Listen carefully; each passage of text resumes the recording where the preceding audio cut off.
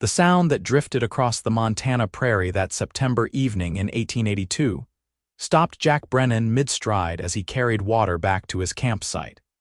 And for the first time in his 30 years of living, he understood why sailors in old stories threw themselves into the sea for mermaids. The voice was pure and clear, carrying a melody he did not recognize but felt in his chest like a physical thing. And he stood there with the bucket growing heavy in his hand until the song faded into the twilight and left him aching for more.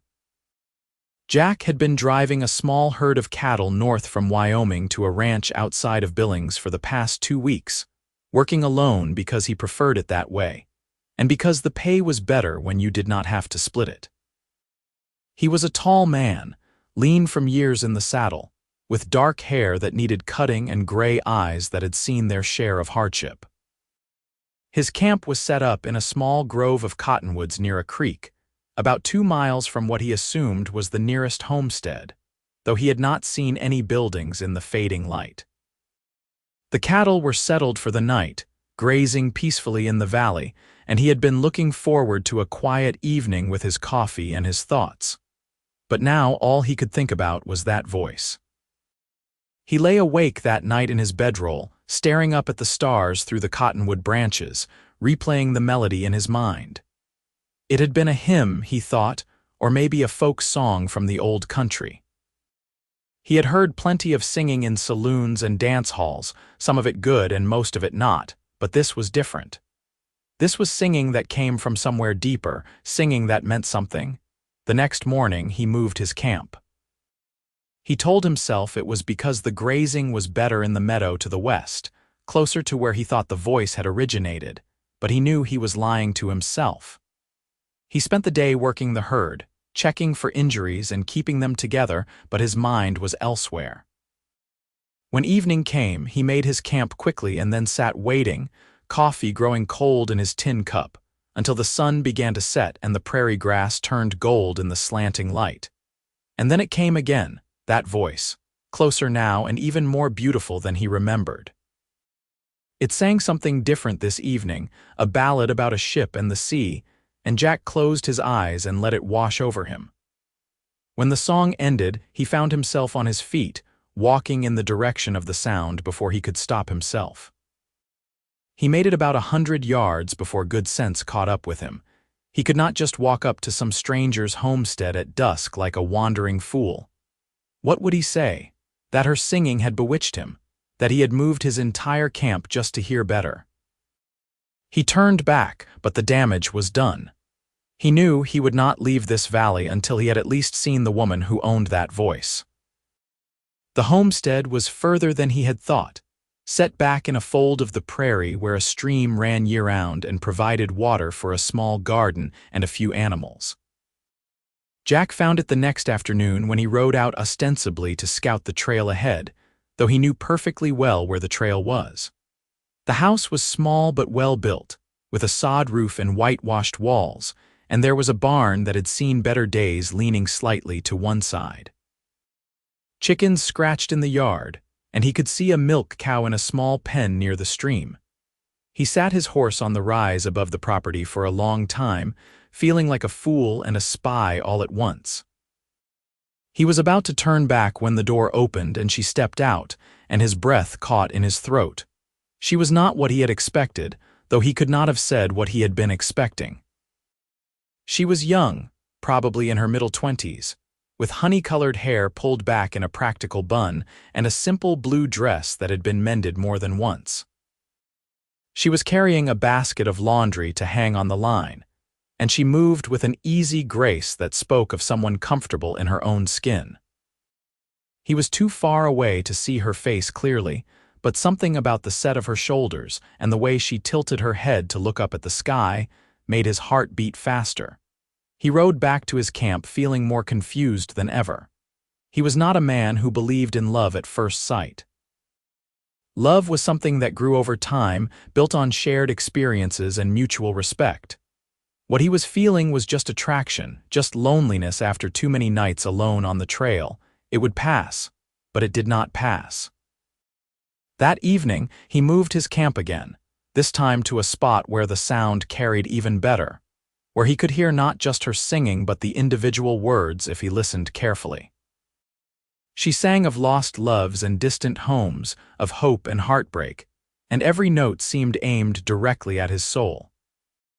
He found himself learning the melodies, humming them during the day as he worked, and at night he would sit by his fire and wait for her evening concert like a man waiting for salvation.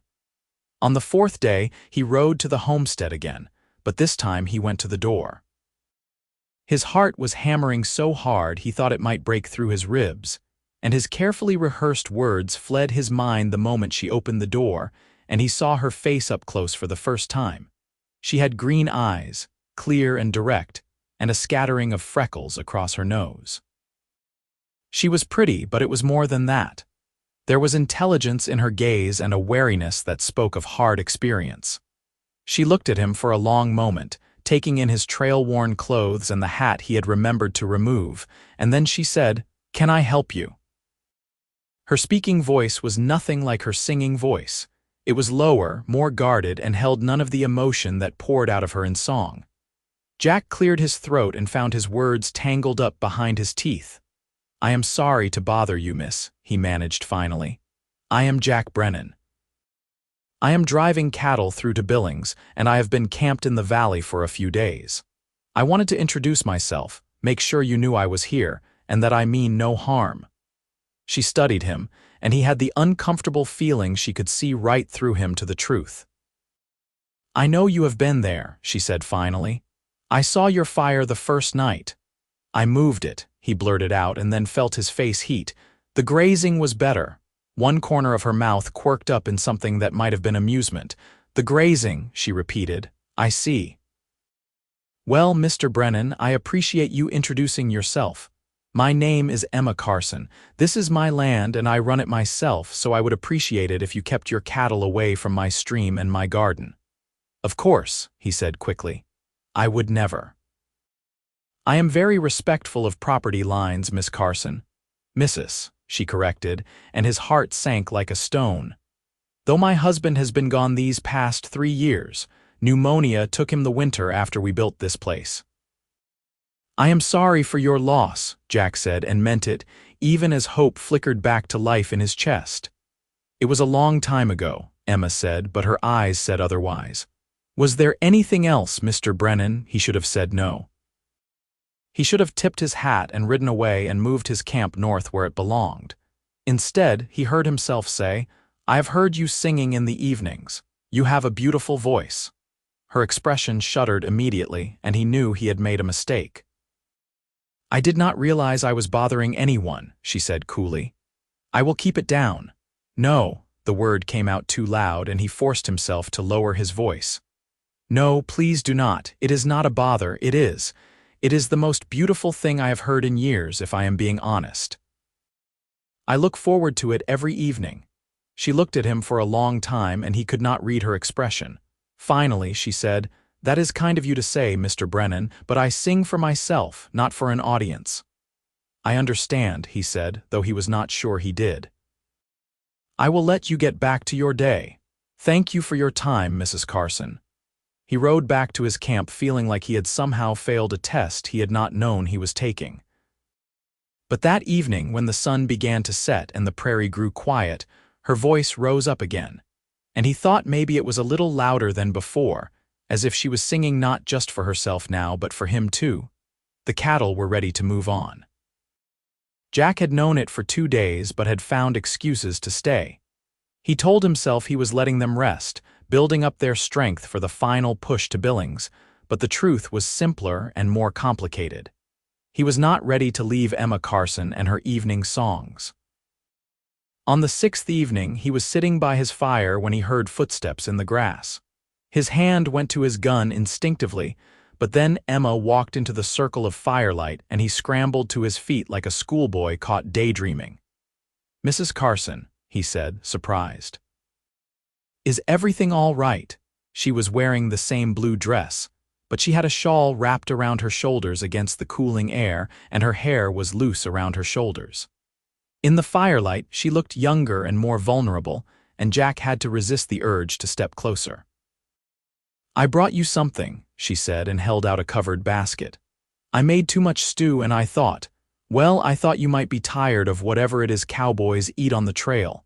Jack took the basket, his fingers brushing hers for just a moment. "That is very kind of you," he said. "Would you like to sit? I can make coffee." He expected her to refuse, but instead she nodded and settled herself on a log he had dragged near the fire. He busied himself with the coffee, trying not to let his hands shake, and when he handed her a cup, she wrapped her fingers around it and stared into the fire. "I need to apologize," she said finally. "I was rude to you the other day. You were only being kind about my singing, and I do not take compliments well." "You do not need to apologize," Jack said, sitting down across from her. "I should not have been listening in the first place. It felt like eavesdropping." "But you moved your camp to hear better," Emma said, and there was definitely amusement in her voice now. "Did you think I would not notice?" Jack felt his face heat again. "I might have mentioned the grazing as an excuse," he admitted. "The truth is, your singing is the most beautiful thing I have ever heard, and I am a selfish man who wanted to hear more of it." Emma was quiet for a moment, and when she spoke, her voice was softer. "My mother taught me to sing," she said. "Back in Ohio before I married Thomas and we came west. She said singing was prayer and prayer was hope, and as long as we could sing, we could survive anything." She took a sip of her coffee. "After Thomas died, I stopped singing for almost a year. The silence in this house was unbearable, but I could not make myself break it. And then one evening I just started, and I have not stopped since." "I am glad you started again," Jack said quietly. "The world would be a poorer place without your voice in it." She looked at him then, really looked at him, and he saw something shift in her expression. "You are not at all what I expected when I saw you sitting up on that rise watching my house," she said. "I thought you were just another drifter, maybe looking for something to steal or some trouble to cause, but you have kind eyes, Jack Brennan." "I am just a cowboy," he said, though his heart was racing at the way she said his name. "Nothing special about me." "I think that is not true," Emma said. "A man who moves his camp just to hear singing better is not just anything." They talked until the fire burned down to embers, about her life in Ohio and his growing up in Texas, about the hard early years of her marriage and the loneliness after Thomas died, about his years on the trail and the places he had seen. When she finally stood to leave, Jack walked her back to her homestead through the prairie darkness, and at her door she turned and looked up at him. "Will you stay for supper tomorrow?" she asked. "A proper meal at a table, unless you need to move on with your cattle." "The cattle can wait another day," Jack heard himself say. "I would be honored, Mrs. Carson." "Emma," she said softly. "You should call me Emma." "Emma," he repeated, and the name felt like honey on his tongue. "I will see you tomorrow, Emma." He walked back to his camp feeling like his feet were not quite touching the ground, and when he finally lay down in his bedroll, he could still smell the faint scent of lavender that had clung to her shawl. The next day passed in a strange blur of anticipation and nervousness. Jack spent the morning washing his spare shirt in the creek and trying to make himself presentable, which was a challenge given that all his possessions were designed for trail life, not courting. He shaved carefully with his straight razor, nearly cutting himself twice because his hands were unsteady, and slicked his hair back with water that dried almost immediately in the prairie wind. By the time evening came and he rode up to Emma's homestead, he felt like a young man going courting for the first time, though he was 30 years old and had been with women before.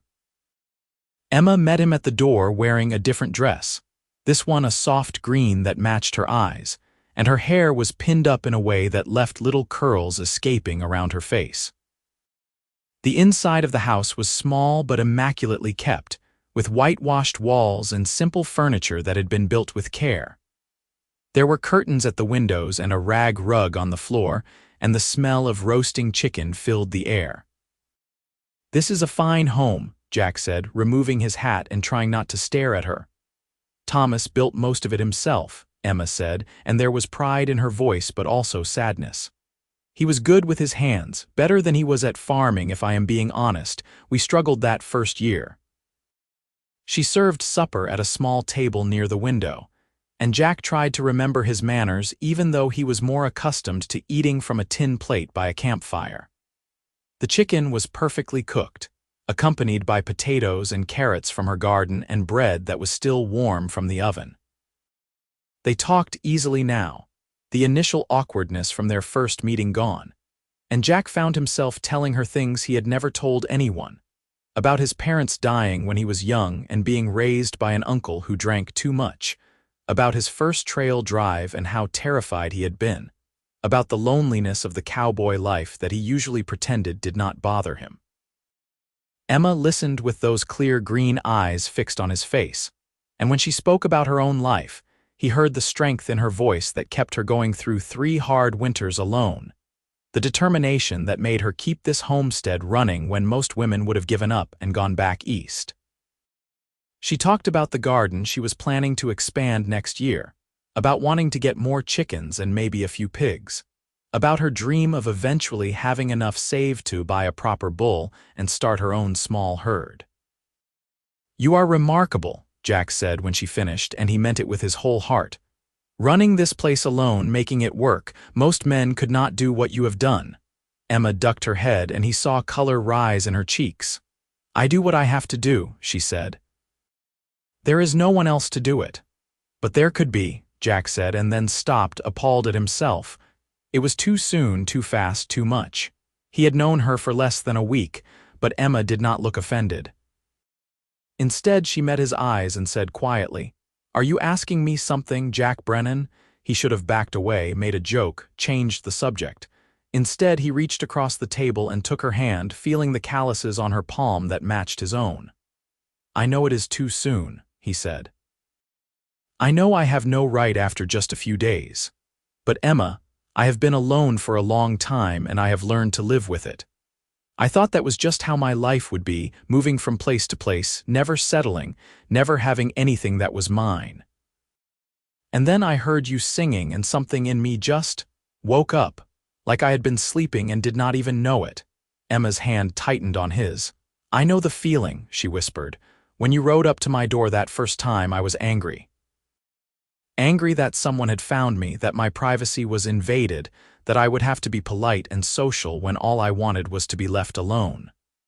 But then you stayed, and every evening I found myself singing louder, hoping you could hear, hoping you would stay just one more day. And when you did, I started to hope for more." "I do not want to leave," Jack said.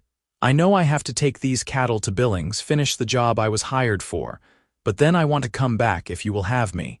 I want to help you with this homestead, make it grow into everything you dream it could be. I want to wake up every morning to your face and fall asleep every night to your singing. I know it is too fast, and if you tell me to slow down, I will. But Emma, I think I am falling in love with you and I cannot leave without you knowing it." For a long moment, Emma said nothing, just looked at their joined hands on the table. Then she raised her eyes to his and they were bright with unshed tears. 3 years, she said. 3 years I have been alone here, telling myself I was fine, that I did not need anyone, that loving someone and losing them hurt too much to ever risk again. And I believed it, until you. Jack stood, still holding her hand, and pulled her gently to her feet. They stood facing each other in the small kitchen, and he raised his free hand to cup her cheek. "I cannot promise I will never hurt you," he said. "Life is uncertain, and we both know how quickly things can change. But I can promise that I will love you with everything I have for as long as I am given. If you will let me." "Yes," Emma breathed, and then his mouth was on hers, and the kiss was everything he had imagined and more. She tasted like honey and coffee, and she fit against him perfectly, her hands coming up to grip his shoulders as if she were afraid he might disappear. When they finally broke apart, both breathing hard, Jack rested his forehead against hers. "I will go to Billings tomorrow," he said. "Deliver the cattle and collect my pay. It will take me 4 days, maybe 5, and then I am coming back here, and if you will have me, I am never leaving again." "I will have you," Emma said, and then smiled, the first real smile he had seen from her. It transformed her face, made her radiant. "But you should know what you are getting into, Jack Brennan. I am stubborn and independent, and I do not take well to being told what to do. I have managed this place alone for 3 years, and I will not become some helpless wife who needs a man to make her decisions." "I would not want you any other way," Jack said, grinning. "I am signing on as a partner, not a boss, though I reserve the right to give advice when asked." "And I reserve the right to ignore it," Emma said, but she was smiling too. "We are going to have some interesting disagreements, you and I." "I look forward to every one of them," Jack said, and kissed her again. That night, he reluctantly returned to his camp, but not before Emma had sung for him on her small porch, the stars wheeling overhead and the prairie wind carrying her voice across the darkness. She sang a love song this time, old and sweet, and Jack knew he would remember this moment for the rest of his life. The ride to Billings was the longest 4 days of Jack's life. He pushed the cattle hard, eager to complete the delivery and get back to Emma, and at night he lay in his bedroll counting the hours until he could see her again. He used the time to think, to plan, to imagine the future they could build together. He had some money saved, enough to buy supplies and maybe some livestock. Emma's homestead was small but had good water and grazing land. They could build it into something substantial, something lasting. When he finally reached the ranch outside Billings and turned over the cattle, the foreman paid him in gold coins that Jack immediately took to the general store in town. He bought flour and sugar and coffee, a new dress length in dark blue that reminded him of twilight, a set of iron pots that Emma would need for cooking for 2, and a small gold ring that cost more than he should have spent, but that he could not walk away from. The storekeeper wrapped everything carefully, and Jack loaded it all onto his horse and the pack mule he had bought with part of his wages. The ride back seemed even longer than the ride out, every mile stretching like 10. He pushed hard, riding from first light until full dark, and made the journey in 3 days instead of 4. When he finally crested the rise above Emma's homestead, his heart was pounding with anticipation and a fear he had not expected. What if she had changed her mind? What if the days apart had made her realize she did not want a drifter cowboy complicating her life? But then he saw her in the garden, and she must have heard his horse because she looked up, and even from a distance, he could see the smile break across her face. She dropped the basket she was holding and ran toward him, her skirts flying, and he dismounted and caught her as she threw herself into his arms. "You came back," she said, laughing and crying at the same time. "I was afraid. I thought maybe you would realize it was too fast, that you barely knew me, that you would keep riding." "I will always come back to you," Jack said fiercely, holding her tight. "Always, Emma, for the rest of my life." They were married a week later by a circuit preacher who happened to be passing through the area. Emma wore the new blue dress Jack had brought her, and she had wildflowers woven into her hair. Jack wore his best shirt and the cleanest pants he owned, and when the preacher pronounced them man and wife, he kissed her in front of God and the empty prairie and felt complete for the first time in his life. The months that followed were the happiest Jack had ever known. They worked side by side from sunrise to sunset, expanding the garden, repairing the barn, building a chicken coop that did not lean drunkenly to one side. Jack brought his skills from years of ranch work, and Emma brought her determination and knowledge of the land, and together they made the homestead thrive in ways it never had before. They bought 3 pigs with Jack's remaining wages and made plans to buy a bull in the spring. But it was the evenings that Jack treasured most. Every night as the sun set over the prairie, Emma would sing. Sometimes she sang the old songs she had learned from her mother, sometimes new ones she made up as she went along, and sometimes Jack would join in with his rougher voice, making her laugh when he got the words wrong. They would sit on the porch he had built, watching the stars emerge and talk about their dreams for the future. A bigger house, maybe, with glass windows, more cattle, children someday to fill the silence with laughter. Winter came hard that year, with snow that drifted against the house and winds that howled like wolves. But inside, they were warm and safe and together. Jack spent the long, dark evenings carving furniture from wood he had stockpiled, while Emma sewed and mended and sang. They played cards by lamplight and told each other stories, and made love in their small bed, learning each other's bodies with patient hands and whispered words. It was during a blizzard in February that Emma first felt sick. At first, they both dismissed it as something she ate, but when it continued morning after morning, they looked at each other with dawning realization and hope. By March, when the snow began to melt and the first green shoots appeared in the garden, they were certain. Emma was carrying their child. "A baby," Jack said, over and over as if he could not quite believe it. He placed his hand on Emma's still flat stomach and felt wonder wash through him. "We are going to have a baby. You better start adding rooms to this house," Emma said, but she was glowing with happiness. "And we will need a cradle. Thomas made one before he died, but it did not get used. It is in the barn, wrapped in canvas. We can clean it up." The mention of her first husband no longer bothered Jack. Thomas had been real and important, and Emma would always carry his memory. But her heart belonged to Jack now, and he was secure in her love. The summer of 1883 was busy and exhausting and joyful. Jack worked from dawn until dusk, preparing for the baby and for the future. He added a room to the house, with a real window that he bought in Billings, and built furniture and fixed every problem he could find. Emma continued to work in the garden, though Jack fussed over her and tried to make her rest more, until she finally told him in exasperation that pregnancy was not an illness, and she was perfectly capable of pulling weeds. "You are going to drive me mad with your hovering," she said, but she was smiling. "The baby will not come for months yet. I am fine." "I just want to take care of you," Jack said, wrapping his arms around her from behind and resting his hands on her swelling belly. "Both of you." The baby arrived in early October, after a long labor that left Jack pacing the floor and feeling utterly useless while the midwife from the nearest homestead, 10 miles away, worked with Emma in the bedroom. When he finally heard the thin cry of a newborn, he nearly collapsed with relief. The midwife emerged and told him he had a son, healthy and strong, and Emma was tired but fine. Jack entered the bedroom on shaking legs and found Emma propped up in bed, exhausted and beautiful, holding a tiny bundle wrapped in the blanket she had been knitting for months. She looked up at him and her face was radiant. "Meet your son," she said softly, and Jack came closer, hardly daring to breathe.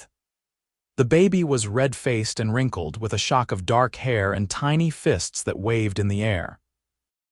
He was the most beautiful thing Jack had ever seen, aside from his mother. "He is perfect," Jack whispered, reaching out to touch one impossibly small hand. The baby's fingers closed around his, gripping with surprising strength. "What should we call him?" "I was thinking James," Emma said. "After my father, James Thomas Brennan, if that is all right with you." Jack heard the honor to her first husband in the middle name and felt his throat tighten. "It is perfect," he said. "James Thomas Brennan, our son." That night, after the midwife had left and Emma and the baby were both sleeping, Jack stepped out onto the porch and looked up at the stars.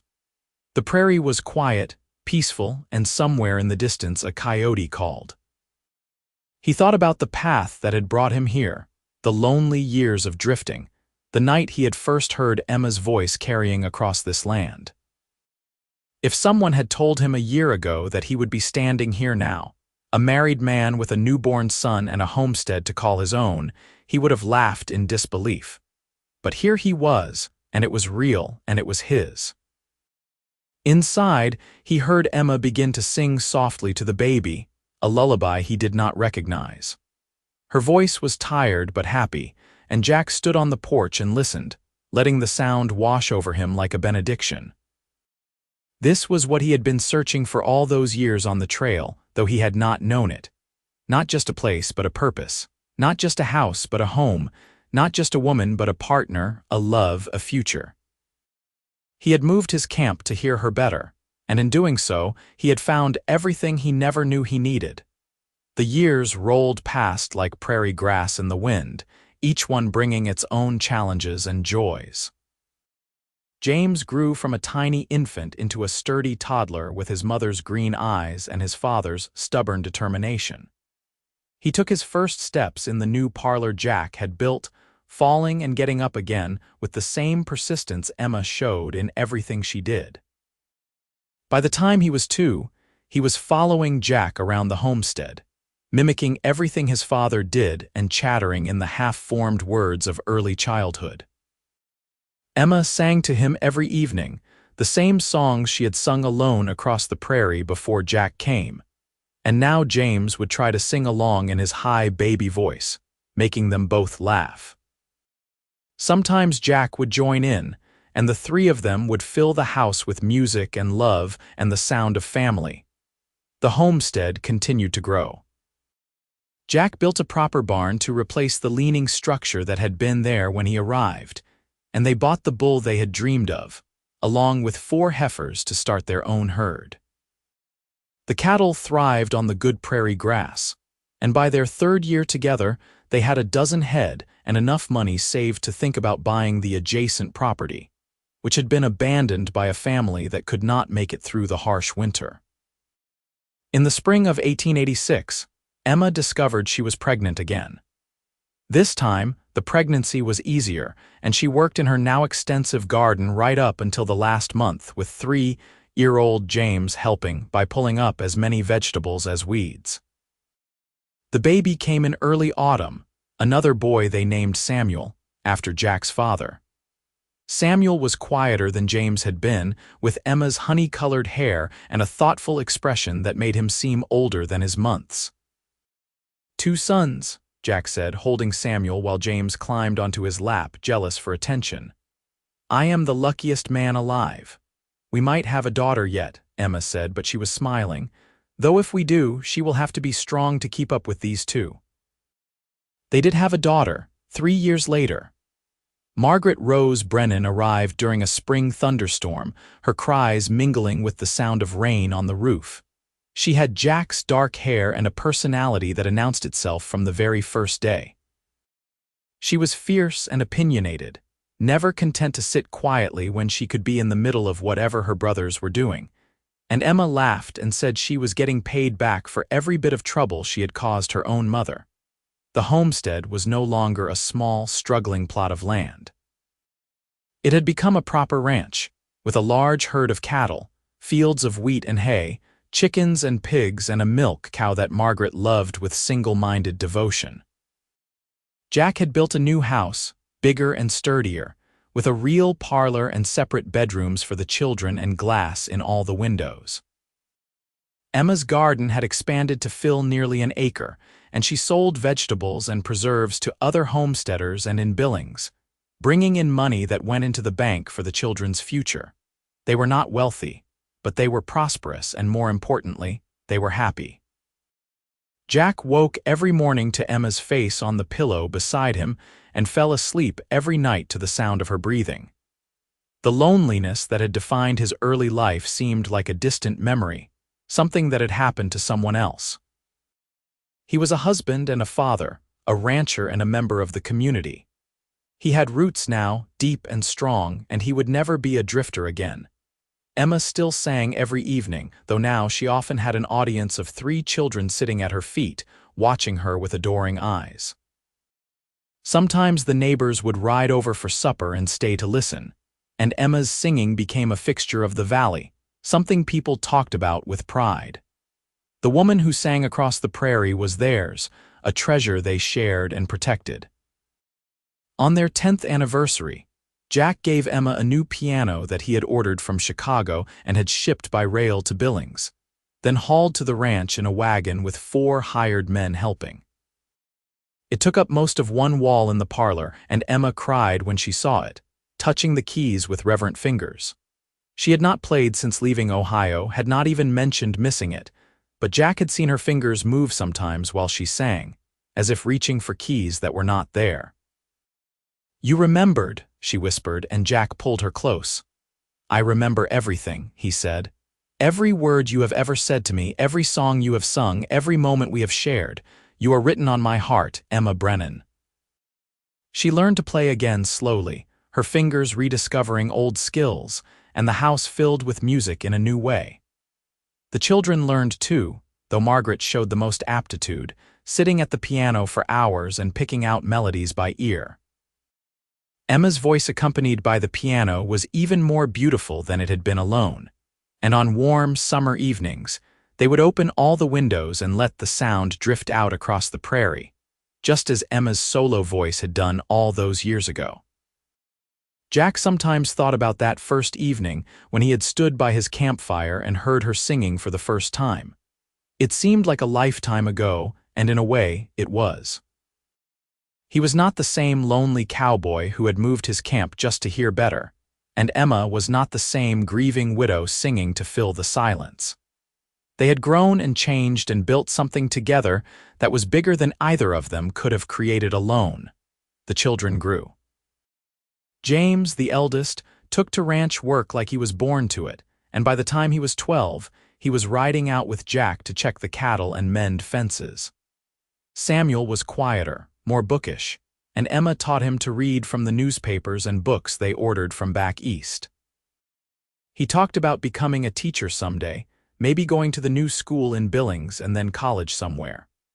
Margaret was still young but already showing signs of her mother's determination and her father's stubbornness, a combination that promised an interesting adolescence.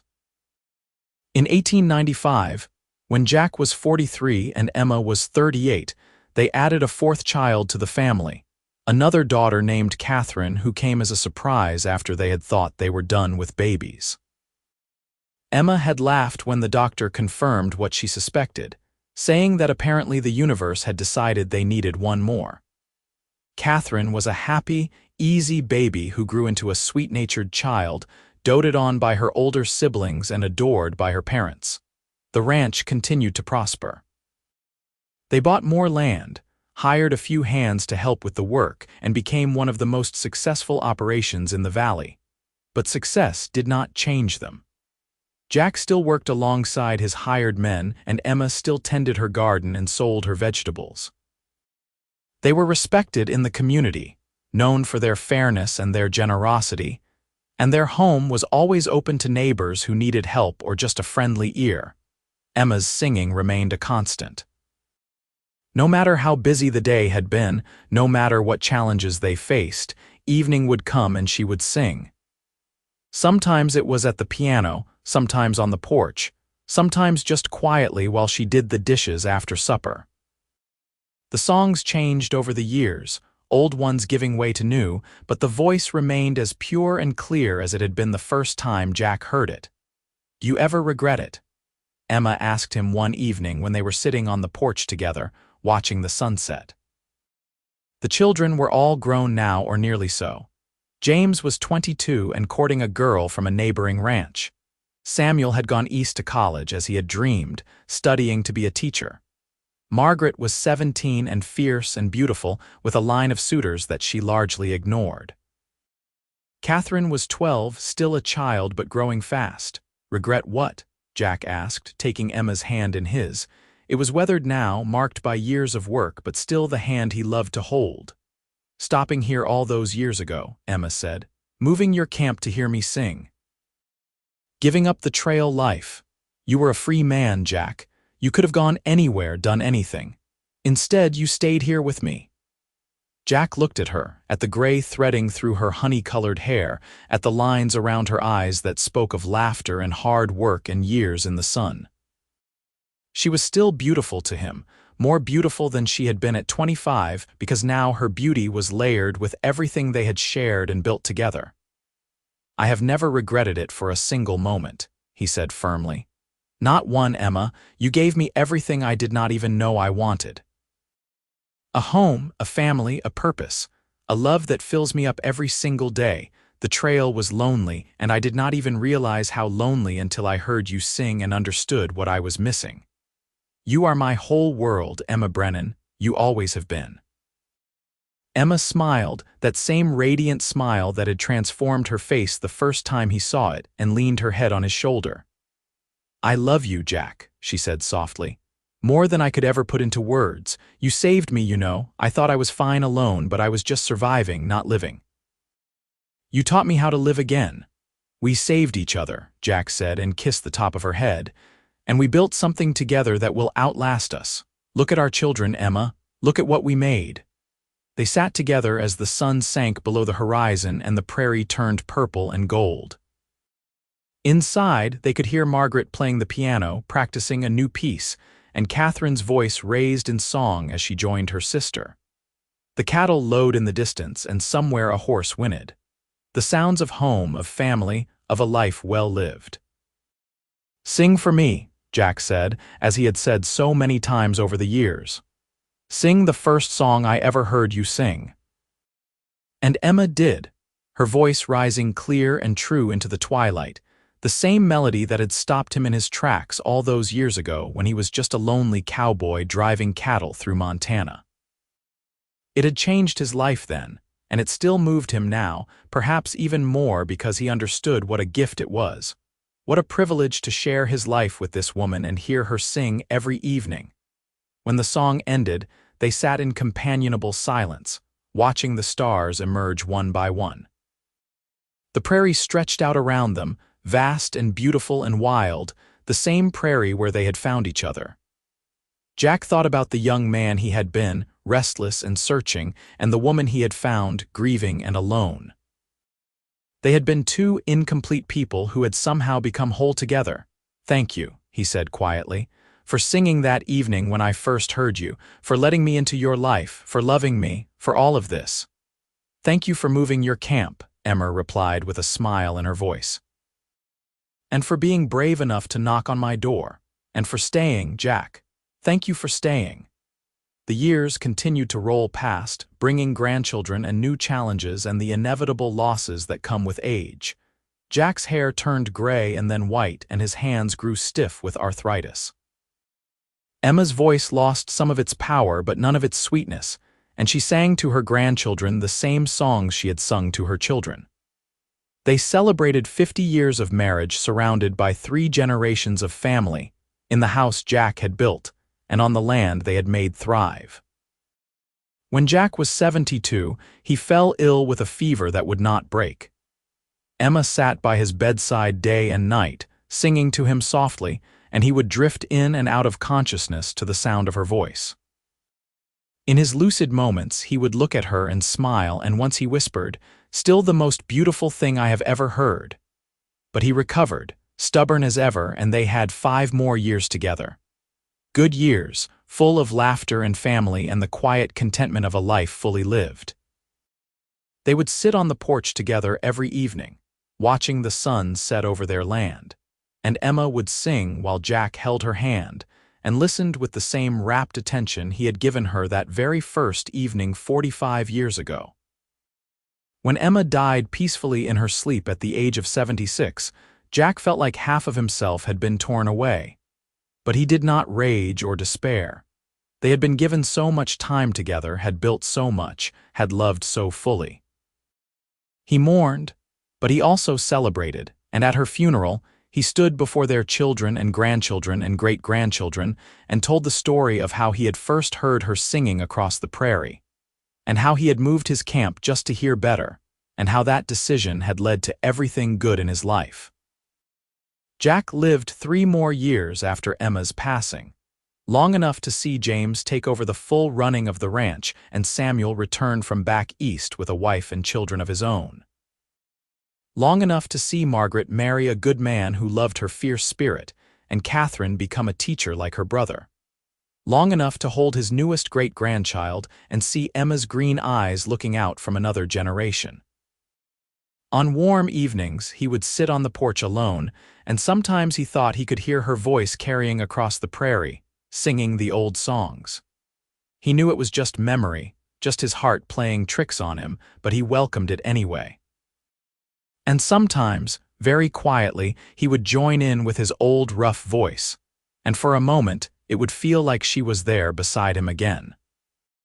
When Jack Brennan died in his sleep at the age of 80, surrounded by family, his last conscious thought was of Emma singing, of that first evening when her voice had stopped him in his tracks and changed everything.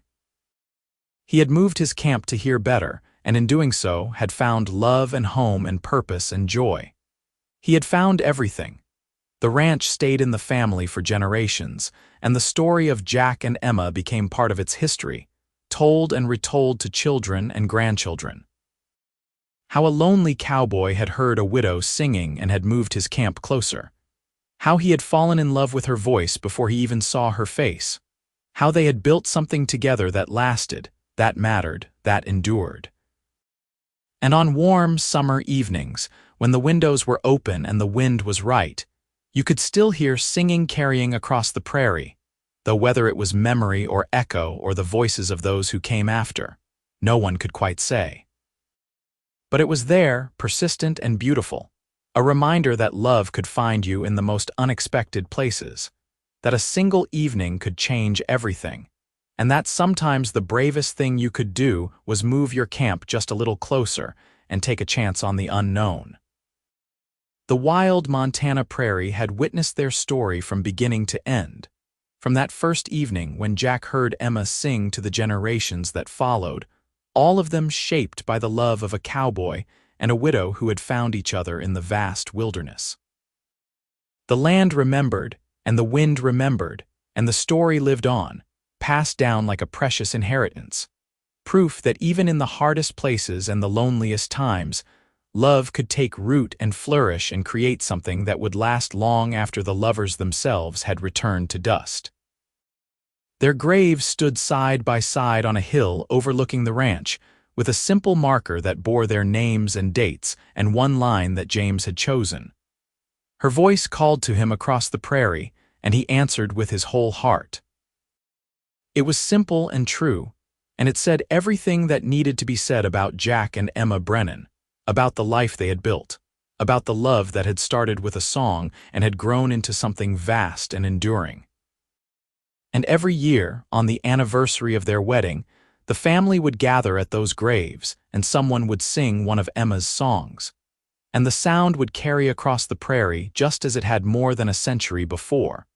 A tribute and a remembrance and a celebration of a love that had changed everything for everyone who came after. The cowboy had moved his camp to hear better, and in doing so had set in motion a story that would never be forgotten, a love that would never die, a legacy that would endure as long as there were people to remember and voices to sing, and a wild prairie wind to carry the sound across the miles.